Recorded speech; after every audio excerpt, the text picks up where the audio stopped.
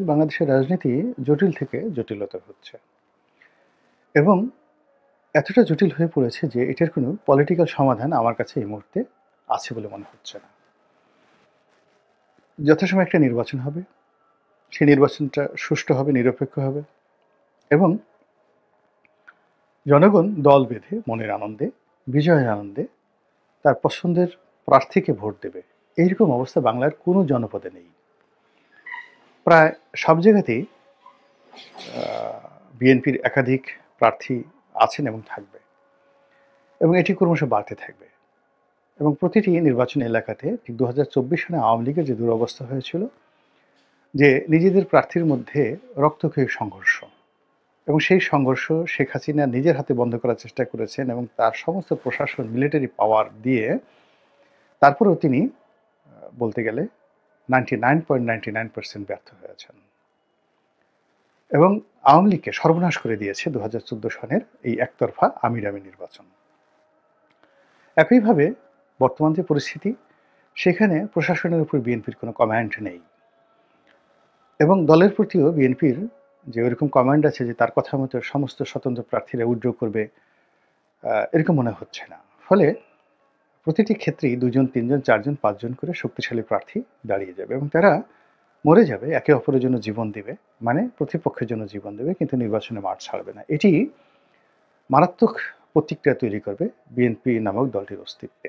২ নম্বর হলো এই যে বিএনপির যে অন্তর্ঘাত বা তাদের যে শক্তিমত্তা বা তাদের জনপ্রিয়তা, হোয়াট এভার মেবি, আপনি যা কিছুই বলেন না কেন, প্রতিটা এলাকাতে তারা যে আধিপত্য বিস্তার করে আছে, ভোটের ময়দানে এই আধিপত্যকে চ্যালেঞ্জ করার মতো কোনো রাজনৈতিক বিকল্প শক্তি এই মুহূর্তে নেই।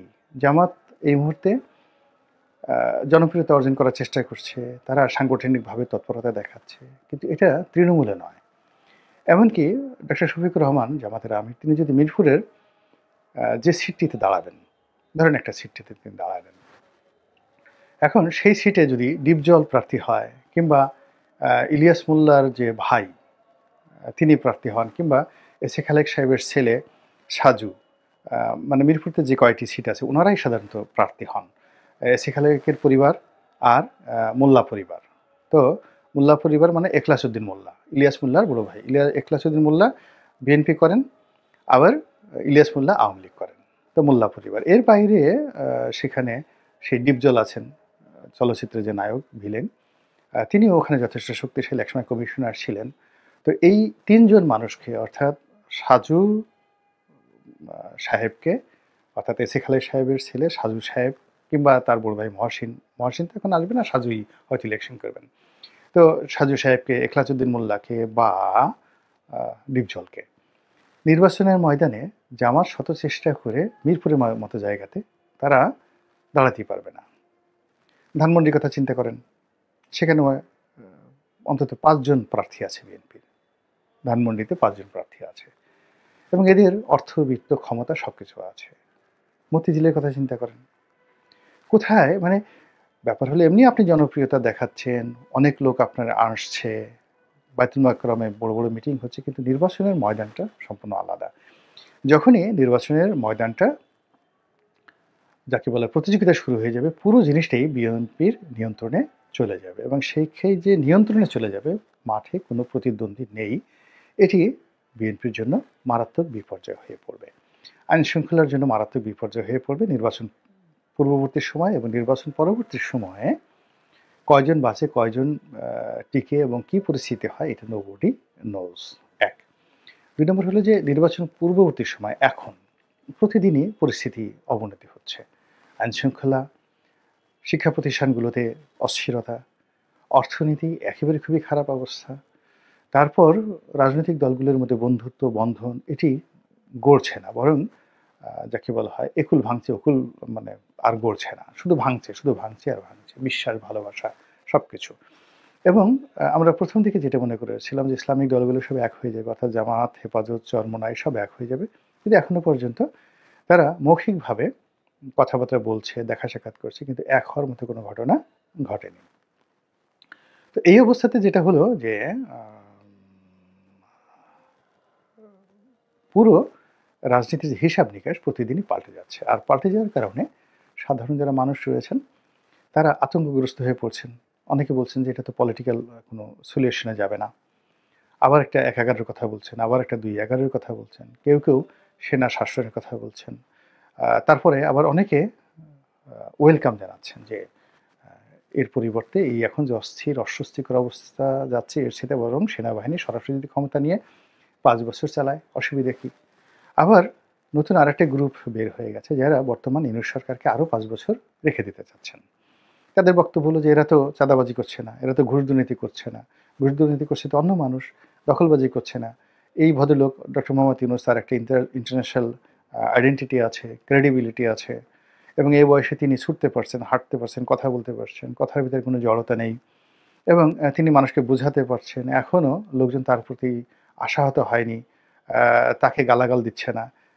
আওয়ামী লীগের লোকজন গালাগাল দিচ্ছে কিন্তু তাকে জেনারেল পাবলিক এখনো পর্যন্ত তাকে কিন্তু কেউ গালাগাল দিচ্ছে না। বরং যে সমস্ত ইসলামী বক্তা তাকে সুদখোর বলে ওয়াজে খুবই বিশ্রী ভাষায় গালাগাল করতেন, এখন তারা তাকে দেবতা হিসেবে বা তাকে অলি আল্লাহ হিসেবে চিহ্নিত করার জন্য নানা রকম বক্তৃতা বিবৃতি দিয়ে যাচ্ছেন। তো কাজেই ডক্টর মোহাম্মদ ইউনূসের কিন্তু প্রতিকূল অবস্থার মধ্যে তার ইমেজ ক্ষুণ্ণ হয়নি।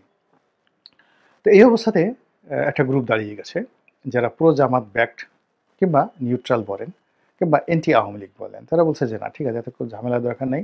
যখনই মিলিটারি গভর্নমেন্ট আসবে তখন এমার্জেন্সি থাকবে, রিট করার ক্ষমতা থাকবে না, সমস্ত ক্ষমতা তাদের হাতে চলে যাবে। এখন তো তবু ২ টা ডাল ভাত খাচ্ছি। আর যা হোক না হোক ইউটিউবে এসে ২ টো গাল দিচ্ছি, ফেসবুকে একটা স্ট্যাটাস দিচ্ছি। কিন্তু সামরিক শাসনের সময় তো এটা আপনি পারবেন না। ইউ ক্যানট ডু ইট।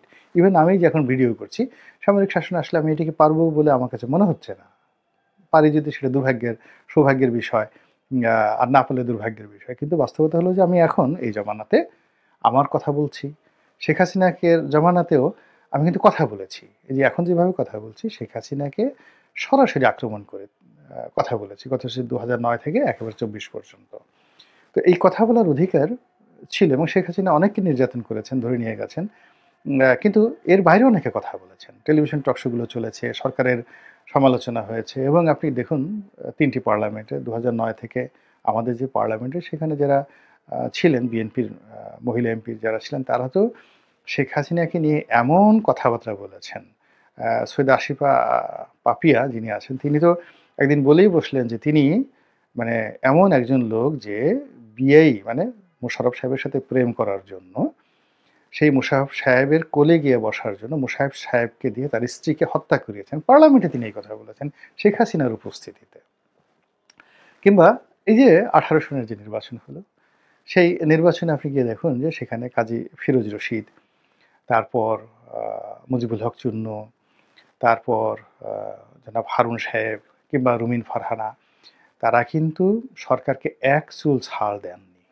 মানে যেভাবে সমালোচনা করা দরকার, একটা শক্তিশালী বিরোধী দল পার্লামেন্টে যেভাবে করে এই ৫-৬ জন লোক। আ কাজী ফিরোজ রশিদ মানে কাজী ফিরোজ রশিদ তো সমস্ত রেকর্ড ব্রেক করা তার সেই বক্তব্য পার্লামেন্টে। মানে তিনি সবসময় তিনি ২০১৪ থেকেই এইভাবে বলে আসছেন। বরং ২০০৯ সনে তারা অত বলতে পারেনি। ২০১৪ সনে বা ২০১৮ সনে কাজী ফিরোজ রশিদের যে ভূমিকা পার্লামেন্টে শেখ হাসিনা বিরোধী আপনি শুধু বক্তব্যগুলো দেখেন। হয়তো জাতীয় পার্টির কারণে আপনি স্মরণ করছেন না। কিংবা রুমিন ফারহানা একাই ১০০, হারুন সাহেব একাই ১০০। এই জিনিসগুলো প্র্যাকটিস হয়ে আসছে শেখ হাসিনার জামানাতে। আপনি তাকে একেবারেই স্বৈরাচারী বলতে পারবেন না। আবার এখন ডক্টর মোহাম্মদ ইউনূস আমাদেরকে সুযোগ দিয়েছেন কথা বলার জন্য। বলছেন আমরা বলছি, লিখছি। কেউ, কেউ হয়তো ভয়ে সেলফ সেন্সার্ড হচ্ছেন তাদের নিজেদের দুর্বলতার কারণে, দুর্নীতির কারণে। কিন্তু কোনো একটা মহল থেকে আজ পর্যন্ত কোনো পত্রিকাতে টেলিফোন আসছে বা কোনো ব্যক্তির কাছে ফোন আসছে, আমরা এখন পর্যন্ত দেখছি না। সেই অনুভবই করি না। আমরা কিন্তু আমাদের মতো করে সমালোচনা করে যাচ্ছি। ইভেন আমরা অনেকেই খুব নির্মমভাবে বাংলাদেশে বসে সমন্বয়কদের সমালোচনা করছি। তাদেরকে বাচ্চা-বুচ্চা বলে যাচ্ছে তাই বলছি। কিন্তু কোনো সমন্বয়করা কারো সঙ্গে বেয়াদবি করেছেন, কারো সঙ্গে অপমান করেছেন, এটা আমরা এখনো শুনিনি। তারা হয়তো অনেকেই মব জাস্টিস করেছেন। আ এ ধরনের অভিযোগ আসছে। তো এটি নিয়ে সমালোচনা হচ্ছে। কিন্তু তাদের সমালোচনা করার কারণে কাউকে আক্রমণের শিকার হতে হয়েছে এই ঘটনা কিন্তু আমরা দেখিনি। কিন্তু যদি সামরিক শাসন আসে, আপনি একটা উফ শব্দ করতে পারবেন না। একটা উফ শব্দ করতে পারবেন না। এবং সেই অবস্থার কিন্তু এখন তৈরি হয়ে গেছে। মানে এখন আমরা রাজনৈতিক অবস্থাটাকে এত জটিল করে ফেলেছি, এই জটিল অবস্থা থেকে বের হওয়ার জন্য আসলে সামরিক শাসন ছাড়া কোনো বিকল্প নাই। আর আরেকটা বিকল্প আছে, আনকন্ডিশনালি সমস্ত রাজনৈতিক দলগুলো ডক্টর মোহাম্মদ ইউনূস সাহেবকে সমর্থন দিতে হবে এবং সাহায্যের হাত বাড়াতে হবে। ২ নম্বর হলো তাদের সাথে যত মতদ্বৈততা আছে এটি দূর করতে হবে আনকন্ডিশনালি। কোনো রকম তর্ক-বিতর্ক ছাড়া। সে যদি বলে আমি ৫ বছর থাকবো, থাকবে 5 বছর, কিন্তু টু শব্দ করতে পারবে না। আর দ্বিতীয় বিকল্প হলো যে এখন যেভাবে চলছে, যদি ডক্টর মোহাম্মদ ইউনূস চলে যান বা তাকে যদি বাদ দিয়ে দেওয়া হয় বা তার বিরুদ্ধে যদি আ যারা রাজনৈতিক শক্তি আছে তারা যদি ঐক্যবদ্ধ থাকে, সামরিক শাসন একেবারে confirm, there is no alternative way. এখন প্রশ্ন হলো যে যদি সামরিক শাসন আসে তাহলে আমাদের রাজনৈতিক অনেক কী পরিস্থিতি হবে? প্রথমত সবচেয়ে বেশি ক্ষতিগ্রস্ত হবে বিএনপি। এর কারণ হলো সামরিক বাহিনীর সাথে বিরোধের কারণে বিএনপির জমানাতে 111 তৈরি হয়েছিল এবং তৎকালীন সেনা কর্মকর্তারা বংশ পরম্পরায় বিএনপির যে ক্ষতি করেছে, সেই বেগম জিয়ার বাড়ি ভাঙা, তাকে জেলে নেওয়া, তারেক রহমান সাহেবকে সেই পেটানো, সেই ফ্যানের সাথে টানিয়ে পেটানো, তার মেরুদণ্ড ভেঙে দেওয়া, যে সকল কথা আমরা শুনেছি, এগুলো সব তো পুলিশ করেনি বা অন্য কেউ করেনি। এটা 111-এর সময় বড় বড় কাজগুলো হয়েছে। তো এই কাজগুলোর যে কারণে সেনাবাহিনীর সঙ্গে যাকে বলা হয় বিএনপির একটা দূরত্ব আছে, এতে অস্বীকার করার কোনো উপায় নেই। তো ওই জায়গাটা পলিটিক্যালি রিজলভ এখনো হয়নি এবং হওয়ার কোনো সম্ভাবনাও নেই। তো যাই হোক, এখন যেটা বলছিলাম যে আবার অন্যদিকে দেখেন আওয়ামী লীগের পরে আসছি, সেটা হলো যে যদি এই অবস্থাতে সেনাবাহিনী ক্ষমতায় এসে যায় বা মার্শাল্লাহ হয়ে যায়, তাদের প্রথম যে স্টিম রোলারটা এটি বিএনপির উপর আসবে। এখন বিএনপির শীর্ষ নেতা তারা তো দুজনই দেশের বাইরে আছে। বাংলাদেশে যারা আছেন, ধরুন মির্জা ফখরুল সাহেব ভদ্রলোক মানুষ, তার কিছুই হবে না, গয়েশ্বর বাবুরও কিছু হবে না, কিন্তু যাদের বিরুদ্ধে দুর্নীতির অভিযোগ আছে এবং ফটাফট করে যাদের দুর্নীতির মামলাগুলো নিষ্পত্তি হয়ে গেছে, ওগুলো আবার চালু হয়ে যাবে। যাদের বিরুদ্ধে সন্ত্রাসের অভিযোগ আছে আবার চালু হয়ে যাবে। আবার এই গত 5 মাসে যাদের বিরুদ্ধে চাঁদাবাজি থেকে শুরু করে দখল ইত্যাদি যে অভিযোগগুলো হয়েছে, তাদেরকে রীতিমতো বাঁশডলা দেয়া হবে এবং চারিদিকে শুধু দেখবেন, হ্যাঁ, শুধু মানে কান্নাকাটি, রীতিমতো কান্নাকাটি। এবং সেই কান্নাকাটিতে বিএনপি নামক যে দলটি কি বিপদের মধ্যে পড়বে, এটি সামরিক শাসন মানে এর সাথে না খেয়ে থাকা ভালো। এর চেয়ে ডক্টর ইউনূসের অধীনে 100 বছর থাকা ভালো। এর চেয়ে আবারও যদি শেখ হাসিনা এসে আরও 10 বছর শাসন করে তবুও ভালো, কিন্তু সামরিক শাসন মোটামুটি বিএনপিকে একেবারে মাটির সঙ্গে মিশিয়ে দেবে। এটা হলো আমার অ্যাসেসমেন্ট। এখন বিএনপি এটাকে কীভাবে নেবে বা না নেবে তার ব্যাপার। দ্বিতীয়ত, বিএনপি এই অবস্থার প্রেক্ষিতে যদি সামরিক শাসন আসে, জামাতের জন্য পুয়া বড়। সেটা 2 বছর থাকুক, 5 বছর থাকুক, 10 বছর থাকুক, জামাত কখনোই সামরিক শাসনকে তারা মানে যাকে বলা হয় ডিসকপারেশন করবে না, কোঅপারেশন করবে। এর কারণ হলো জামাত এখনো পর্যন্ত 300 আসনে প্রার্থী দিয়ে 200 আসন নিয়ে বিজয়ী হবে ওইরকম পরিস্থিতির সৃষ্টি হয়নি। ফলে নির্বাচন নিয়ে তাদের কোনো তাড়াহুড়ো নেই। তারা একটা পরিবেশ চাচ্ছে, পরিস্থিতি চাচ্ছে যেখানে নিরাপদে তারা ওয়াজ করতে পারবে, তাদের কর্মী সমর্থক বাড়াতে পারবে, তাদের রাজনৈতিক কর্মকাণ্ড চালাতে পারবে, তাদের অর্থনৈতিক যে ক্ষতি শেখ হাসিনার জমানাতে হয়েছে এগুলো পোষাতে পারবে এবং এইটুক নিশ্চয়তা সেনাবাহিনী তাদেরকে দিতে বাধ্য। এবং তাদের তো সেনাবাহিনীর তো আসলে রাজনৈতিক উইংস দরকার। সেই উইংসে জামাত এবং সেনাবাহিনীর মধ্যে সবচেয়ে একটা দহরম-মহরম সম্পর্ক হয়ে যাবে, প্রেম ভালোবাসার সম্পর্ক হয়ে যাবে। তো এখন জামাতের যারা নেতৃবৃন্দ রয়েছেন, আপনি তাদের সবাইকে দেখবেন যে কত বড় হয়ে গেছে এক একজনে। এমনকি অনেকে দেখবেন যে মন্ত্রী মিনিস্টার হয়ে গেছেন। জামাত মাইন্ডের যে সকল সচিব, যে সকল মিলিটারি কর্মকর্তা রয়েছেন, তারা মন্ত্রী মিনিস্টার হয়ে যাবেন সামরিক শাসনের জমানাতে। আর আর্মির শাসন আমল হলে যাকে বলা হয় রীতিমতো ঈদের আমেজ শুরু হয়ে যাবে আওয়ামী লীগের মধ্যে। এর কারণ হলো আওয়ামী লীগ যে কাজটি করেছে সেটা হলো এখন তারা এই যে সেনাবাহিনীর কিছু কর্মকর্তাকে গালি দিচ্ছে, কিন্তু সেনাবাহিনীর যে মূল চেইন অফ কমান্ড থেকে শুরু করে তাদের যে রিক্রুটমেন্টগুলো, যেটা অত ডিটেলস বললাম না, অনেক কর্মকর্তা থেকে শুরু করে পুরো সামরিক বাহিনীকে আওয়ামী লীগ যে সুযোগ দিয়েছে, সুবিধা দিয়েছে, পুরো ক্যান্টনমেন্টগুলোকে আধুনিকায়ন করার জন্য যা কিছু করেছে, সেটি সাবেক যে সেনাপ্রধান ছিলেন সেই যে তিনি তখন বোধহয় লেফটেন্যান্ট জেনারেল ছিলেন, যেটাকে সিজিএস বলা হয়। এরকম পদে বা কোনো একটা পদে ছিলেন। তার একটা সাক্ষাৎকার দেখেছিলাম। তিনি বলেছিলেন যে, "শেখ হাসিনার কি দয়া! আমাদেরকে তিনি ৩ বেলা খেতে দিচ্ছেন। আগের কোনো আমলে আমাদেরকে ঠিকমতো খেতে দেওয়া হতো না।"